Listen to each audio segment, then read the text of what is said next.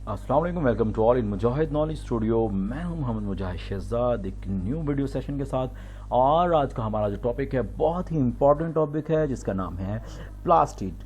आज के टॉपिक में जो हमारे की पॉइंट्स होंगे जिनको हम कवर करने की कोशिश करेंगे वो हमारे पास होगा डिफाइन, देन प्रेजेंस, उसके बाद हम टाइप्स की बात करेंगे और हर एक जो टाइप है उसको हम डिफाइन के अकॉर्डिंगली स्ट्रक्चर, कंपोजिशन और फंक्शन के अकॉर्डिंगली डिस्कस करने की कोशिश करेंगे। सो चलिए स्टार्ट करते हैं आज का वीडियो सेशन। सबसे पहले डिफाइन करते हैं प्लास्टिड की। तो प्लास्टिड में डिफाइन करने से पहले हम थोड़ी सी चीज़ देख लेते हैं। ये हमारे पास डायग्राम है प्लास्टिड की जिसमें आप देख सकते हैं कि इसकी आउटर मेम्ब्रेन है और इसके अंदर कुछ पिगमेंट्स हैं कलर देने के लिए। इन्हीं को हम कंबाइनली प्लास्टिड का नाम देंगे। और यहाँ पर इसकी कुछ टाइप्स भी मेंशन है जिसके बाहर आप देख रहे हैं कि मेम्ब्रेन है और उनके अंदर कोई ना कोई पिगमेंट है। डिफाइन करते हैं membrane bonded mostly pigment containing bodies present in the plant cell are called as plastid. अब प्लास्टिड क्या है? मेम्ब्रेन वाली स्ट्रक्चर हैं जिनके अंदर पिगमेंट होंगे और वो प्लांट के सेल्स के अंदर होंगे, इनको हम बोलेंगे प्लास्टिड। अब अगर हम बात करें इनकी प्रेजेंस की तो ये प्लांट्स के साथ साथ एल्गी के अंदर भी पाए जाते हैं और हर एक पिगमेंट एक मखसूस कलर देने के लिए स्पेसिफाई होता है। सो उसी के अकॉर्डिंगली इनकी टाइप्स भी मजीद हैं जो कि हम डिस्कस करते हैं नेक्स्ट पेज पे। आप सबसे पहले जो इसकी बात करते हैं इनकी जो मेन टाइप्स हैं प्लास्टिड्स की, वो 3 मेन टाइप्स हैं। सबसे पहले हमारे पास जो सी इसकी टाइप है वो है क्लोरोप्लास्ट। क्लोरोप्लास्ट इसको हम डिटेल डिस्कस करते हैं और उसके बाद हम इसकी जो सी दूसरी 2 टाइप्स हैं उनको हम डिस्कस करने की कोशिश करेंगे। तो सबसे पहले हमारे पास क्लोरोप्लास्ट है। डिफाइन बिल्कुल सेम होगी, जस्ट एक चीज़ की हमने एडिशन करनी है, ग्रीन पिगमेंट की हमने एडिशन करनी है। अब ये देख लें हमारे पास मेम्ब्रेन वाली स्ट्रक्चर है ये वाली, सो हम इसको बोलेंगे मेम्ब्रेन बॉन्डेड ऑर्गेनेली। अब आप देख सकते हैं कि इनके अंदर ग्रीन पिगमेंट है जो कि ग्रीन कलर दे रहा है। सो इन तीनों चीज़ों को हम कलेक्टिवली बोलेंगे chloroplast. membrane bonded organelle that have green pigment to give green color to the plant part। एक ऐसा ऑर्गेनेली जिसकी मेम्ब्रेन होती है और उसके अंदर ग्रीन पिगमेंट होता है ताकि ग्रीन कलर प्लांट के पार्ट्स को दे सकें, उसको हम बोलेंगे क्लोरोप्लास्ट।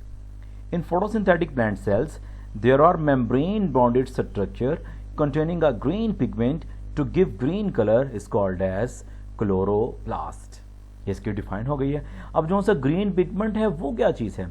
अगर हम ग्रीन पिगमेंट की बात करें तो ग्रीन पिगमेंट इनके अंदर क्लोरोफिल है जो हेल्प करता है लाइट की एब्जॉर्प्शन में, ताकि इसको यूज़ करके वो फूड की मैन्युफैक्चरिंग का जो फर्स्ट स्टेप है, फर्स्ट फेज हमारे पास लाइट ट्रैक्शन, उसको प्रोसीड करवा सकें। सो नेक्स्ट हमारे पास है इसकी रिजेंबलेंस हम चेक करेंगे क्लोरोफिल की हीम ग्रुप के साथ। आप यहाँ पे डायग्राम देख सकते हैं, ये हमारे पास हीम ग्रुप है जो कि हीमोग्लोबिन का पार्ट है और आपको अच्छे से पता है कि हीमोग्लोबिन रेड ब्लड सेल्स में होती है। सो रेड ब्लड सेल के अंदर पाए जाने वाली हीमोग्लोबिन का जो हीम ग्रुप है उसका हम कंपेरिजन करने जा रहे हैं क्लोरोफिल के अंदर, क्लोरोप्लास्ट के अंदर पाया जाने वाला जो क्लोरोफिल मॉलिक्यूल्स है उसके साथ। अब आप चेक करें कि जोन सी स्ट्रक्चर है, ये सारे के सारे जो हीम ग्रुप की स्ट्रक्चर है वो ऑलमोस्ट वैसी की वैसी है जो कि क्लोरोफिल के अंदर भी है। मीन्स कि अगर हम देखें तो इनका जोन सा फॉर्मूला है या इनका जोन सा स्ट्रक्चर है वो ऑलमोस्ट सेम है। हाँ, अगर हम बात करें सेंट्रल एटम की तो जोन सा हीम है उसके सेंट्रल एटम जोन सा है वो आयरन है, और अगर हम क्लोरोफिल की बात करें तो उसका सेंट्रल एटम मैग्नीशियम है। सो ये आयरन और मैग्नीशियम रिप्लेस हैं और यही इनमें डिफरेंस है, बाकी जो इनका स्ट्रक्चर है वो ऑलमोस्ट सेम है। अगर हम बात करें इसके साइज़ की तो इसका साइज़ वेरी करेगा, जैसे कि इनकी स्ट्रक्चर आपको पता है कि वो वेरी कर रही हैं तो इनका साइज़ भी वेरी करेगा। सो हमारे पास जो अप्रॉक्स हमने एवरेज वैल्यू लिखी हुई है वो 4 to 6 माइक्रोमीटर है, बाज़ जगह पे माइक्रोमीटर लिखा हुआ है। सो यहाँ पे शायद मिसप्लेस हो गया होगा, ये चीज़ माइक्रोमीटर ही है, माइक्रोमीटर। सॉरी, थोड़ा सा मिसप्लेस हो गया जी, इसको मैं लिख लेता हूँ दोबारा, माइक्रोमीटर।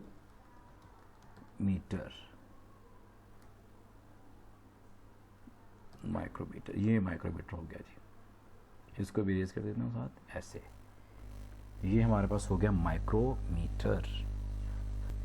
अब हम बात करते हैं इसकी मॉर्फोलॉजी की। तो मॉर्फोलॉजिकली अगर हम इसको देखें तो ये आपको सामने नज़र आ रहा है कि एक हेट्रोजीनियस सा हमारे पास स्ट्रक्चर है, जिसके अंदर हमारे पास ये आपको जो हीप नज़र आ रहे हैं, जैसे कि ये लिखा हुआ है ये ग्रेना है, और ये उसके अंदर उसकी ग्रेना की ल्यूमेन है, इसको डायसेक्ट करके दिखाया गया है ल्यूमेन को, और दो जोन से ग्रेना है वो कनेक्टेड है एक पर्टिकुलर स्ट्रक्चर के साथ, जिस स्ट्रक्चर को हम नाम देंगे इंटरग्रेना का।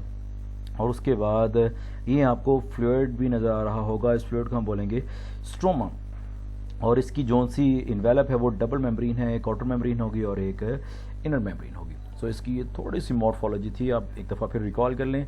हमारे पास हीप लाइक स्ट्रक्चर जोन सी हैं, ये ग्रेना है, और उनका डिसेक्शन और उसके अंदर जो स्पेस है उसको हम बोलेंगे ल्यूमेन, और ये जो सा थैलाकॉइड है, थैलाकॉइड एक दूसरे के साथ हीप अप होके एक पूरे का पूरा ग्रेना बनाएंगी।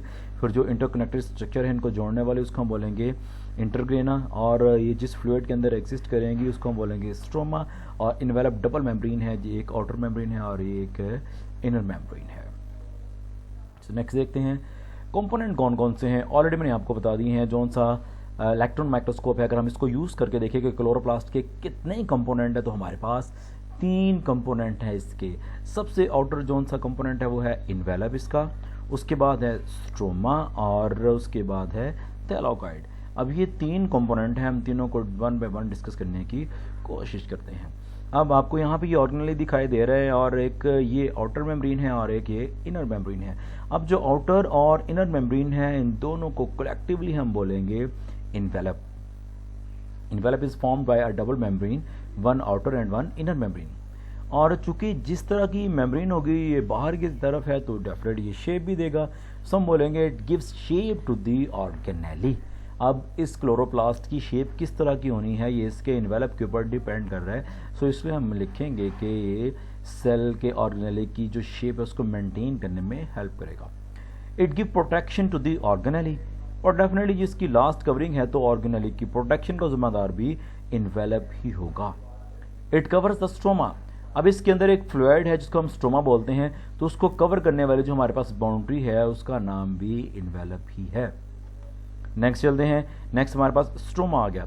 अब देखें जी, डबल मेम्ब्रेन जोन सा हमने इन्वेलप की भी बात की है, उसके अंदर एक फ्लूइड आपको नजर आ रहा है, और इसी फ्लूइड को हम नाम देंगे स्ट्रोमा का, और इसी फ्लूइड के अंदर ही हमें zone C small disc like structure आपको यहाँ पे दिखाई दे रही होंगी, जिनको हम बोलेंगे थैलाकॉइड। अब थैलाकॉइड हीप अप होती हैं एक दूसरे के ऊपर, और 50+ की जब ये गैदरिंग हो जाएगी तो वो हमें एक स्ट्रक्चर देगी जिसका नाम है ग्रेनम।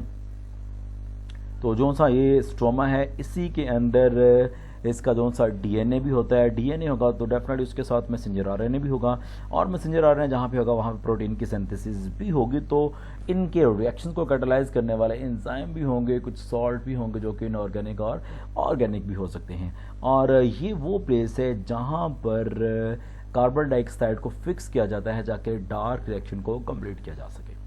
थोड़ा सा हम फिर देख लेते हैं, पढ़ लेते हैं इसको। Site for the fixation of carbon dioxide. Stroma ऐसी जगह है जहां पर कार्बन डाइऑक्साइड को फिक्स किया जाता है। Site for the synthesis of glucose. अब डार्क रिएक्शन में इसको फिक्स किया जाता है, तो डार्क रिएक्शन का जो एंड प्रोडक्ट हमारे पास है वो है ग्लूकोज। और उसके बाद चूंकि डीएनए यहाँ पे प्रेजेंट है तो वहाँ पर प्रोटीन की सिंथेसिस भी हो सकती है। और लाइट रिएक्शन के लिए जो साइट प्रोवाइड करने वाली चीज़ है वो है थैलाकॉइड। अब जो सा थैलाकॉइड है जब लाइट रिएक्शन करते हैं तो एटीपी और एनएडीपीएच की सिंथेसिस होगी, और इसके अलावा ऑक्सीजन गैस का रिलीज भी इसी जगह से होगा जो कि थैलाकॉइड है। अभी हमने दूसरी चीज़ पढ़ ली है, मूव करते हैं थर्ड के पास। ये है हमारे पास थैलाकॉइड। ये आपको सिंपल एक फ्लैटेंड वेजिकल टाइप आपको राउंड सर्कुलर डिस्क नज़र आ रही होगी, जिसको हम नाम देंगे थैलाकॉइड का। पढ़ लेते हैं जी। Thylakoid are the flattened vesicle, एक फ्लैट वेजिकल है which arrange themselves to form grana, जो अपने आप को अरेंज करता है एक हीप की फॉर्म में ताकि एक ग्रेनम को इस्टेब्लिश कर सके।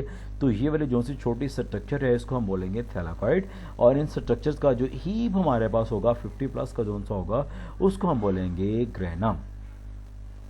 और ये नीचे लिखा भी हुआ है जो मैंने भी आपको एक्सप्लेन करने की कोशिश की है। A granum appears to be a pile of the thylakoid stack on each other. अब जो सा ग्रेना है वो जो थैलाकॉइड का एक स्टॉक है जो एक दूसरे के ऊपर होता है, लाइक कॉइन्स, जैसे कि कॉइन्स हैं। On an average there are 50 or more thylakoids piled to form a granum. अब अगर हम एवरेज देखें तो 50 या 50 प्लस जो सी थैलाकोइड्स हैं वो हीप अप होती हैं, पाइल्ड अप होती हैं, एक ढेर बनाती हैं जिसको हम नाम देते हैं ग्रेनम का। On the layer of thylakoid chlorophyll molecules are arrange and that's why granum appears to be green. अब जो सी इसकी मेम्ब्रेन है, अगर आप यहाँ पे डायसेक्ट करके इसको देखें तो जो सी इसकी मेम्ब्रेन है थैलाकोइड की, वहाँ पे क्लोरोफिल के मॉलिक्यूल अपने आप को अरेंज किए हुए हैं और इसी वजह से जो सी थैलाकोइड है उसका कलर हमारे पास ग्रीन नज़र आता है और ग्रेनम का भी ग्रीन नज़र आता है। नेक्स्ट बात कर लेते हैं इंटरग्रेना की। डेफिनेटली दो ग्रेना को ज्वाइन करने वाले जो स्ट्रक्चर है हम उसको बोलेंगे इंटरग्रेना। आप यहाँ पर भी इसको देख सकते हैं और यहाँ पर भी इसको देख सकते हैं। अब जौन सी इंटरग्रेना है इसका मेन काम है कि जौन से भी हमारे पास पाइल्स हैं थैलाकोइड के यानी कि ग्रेना है, इनको इंटरकनेक्ट करके रखना, अपनी जगह पे स्टेबल करने में हेल्प करना। Each granum is interconnected with other by the non green part called as intergrana. अब जो सा ये एक दूसरे को कनेक्ट करने वाली जो स्ट्रक्चर है जिसको हमने इंटरग्रेना का नाम दिया है, ये हमारे पास नॉन ग्रीन पार्ट है जो कनेक्ट करता है ग्रेनम को।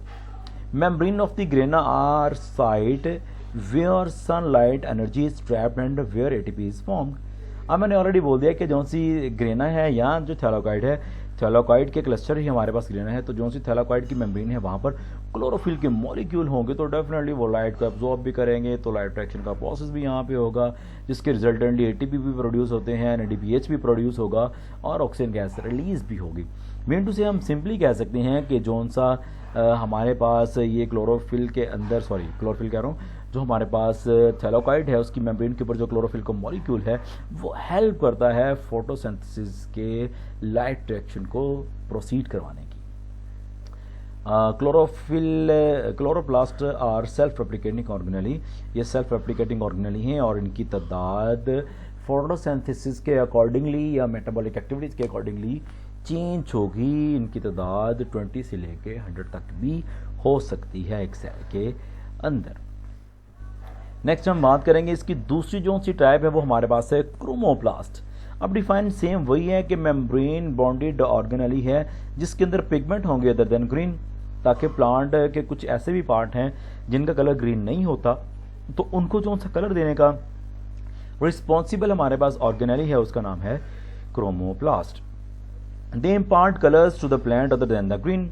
अब ग्रीन के अलावा जो बाकी कलर्स देने का जिम्मेदार है, रिस्पॉन्सिबल है, उसका नाम है क्रोमोप्लास्ट। ग्रीन कलर का जो जिम्मेदार है, रिस्पॉन्सिबल है, वो क्लोरोफिल है, हमने उसको ऑलरेडी पढ़ लिया हुआ है। They are present in the petals of the flower and in the ripened fruit. अब जो सी पेटल्स है फ्लावर की उनका कलर डिफरेंट होता है, तो डिफरेंट कलर देने के लिए हमारे पास क्रोमोप्लास्ट होंगे जो कि फ्लावर्स के पेटल्स में भी हो सकते हैं और जो राइपेंड फ्रूट है उसके अंदर भी होंगे। They help in the pollination and dispersal of the seed. अब जो उनसे क्रोमोप्लास्ट हैं चूंकि ये पेटल्स में होते हैं जो कि फ्लावर्स को अट्रैक्टिव कलर देते हैं, तो उस अट्रैक्टिव कलर की वजह से जो उनसे इंसेक्ट्स हैं या दूसरे पॉलिनेटर्स हैं वो प्लांट्स के ऊपर आएंगे जिसकी वजह से पॉलिनेशन का प्रोसेस भी होगा और सीड डिस्पर्सल के भी चांसेस होंगे। जो सीड है, जो बर्ड्स आएंगे या जो इंसेक्ट्स आएंगे वो सीड कलेक्ट करके एक प्लांट से दूसरे प्लांट या एक रीजन से दूसरे रीजन तक लेके जाएंगे। लास्ट हमारे पास जो सी टाइप है वो है ल्यूकोप्लास्ट। एक्चुअली इसका कोई भी कलर नहीं होता, यहाँ पर जो सा कलर हमें दिया हुआ है वो जस्ट आपके अंडरस्टैंडिंग के लिए है। सो ये जो होंगे कलरलेस होंगे, इनका कोई भी कलर नहीं होगा और इनकी जो सी शेप है ये वेरी करेगी, ट्रायंगुलर भी हो सकती है, ट्यूबुलर भी हो सकती है या कुछ और शेप भी हो सकती है। अब ये ज़्यादातर जो सा ज़मीन है, अंडरग्राउंड पार्ट है, रूट्स के अंदर जो अंडरग्राउंड पार्ट है प्लांट का जो ज़मीन के अंदर होता है जिनको हम रूट्स बोलते हैं, तो ये रूट्स के अंदर एग्जिस्ट करेंगे और वहाँ पर फूड स्टोरेज का काम परफॉर्म करेंगे। यहाँ आप देख सकते हैं हमारे पास ल्यूकोप्लास्ट है, उसके अंदर स्टार्च भी आपको दिखाई दे रहा है, प्रोटीन भी आपको दिखाई दे रही है और ट्राइग्लिसराइड भी आपको दिखाई दे रहा है जो कि फूड के कंटेंट्स हैं जिनको स्टोर करने का रिस्पॉन्सिबल ल्यूकोप्लास्ट है। सो ये था गाइस आज का हमारा लेक्चर और आज के लेक्चर के जो इंपॉर्टेंट हमारे पास शॉर्ट क्वेश्चंस हैं ऑलरेडी मैं बता चुका हूँ कि जो हमारे की पॉइंट्स होते हैं, हर एक की पॉइंट हमारा एक शॉर्ट क्वेश्चन होता है और उसी को आप कंबाइन करेंगे तो एक लॉन्ग भी बन जाएगा। सो प्लास्टिड सेपरेटली लॉन्ग है और इसमें जो मेनली लॉन्ग आता है वो क्लोरोप्लास्ट आ जाता है और क्रोमोप्लास्ट और ल्यूकोप्लास्ट में सेपरेटली डिफरेंस आ जाता है। इनके बारे में डिटेल आप लिखेंगे तो वो एक शॉर्ट क्वेश्चन के तौर पर भी हो जाएगा। और जो ऊपर हमने की पॉइंट डिस्कस किए हैं वो हर एक शॉर्ट क्वेश्चन है और कंबाइनली ये एक लॉन्ग क्वेश्चन भी होगा। होप्सो कि आज का लेक्चर आपके लिए इन्फॉर्मेटिव होगा। सो कोशिश करें कि विजिट भी करें लेक्चर को, सब्सक्राइब भी करें और दोस्तों के साथ शेयर भी करें, क्योंकि ये आपकी तरफ से हमारे लिए प्यार होता है, हमें एनर्जी मिलती है और हम और ज़्यादा अच्छी तरीके से काम करने की कोशिश करते हैं। सो मिलते हैं नेक्स्ट वीडियो सेशन में, तब तक के लिए अल्लाह हाफिज़।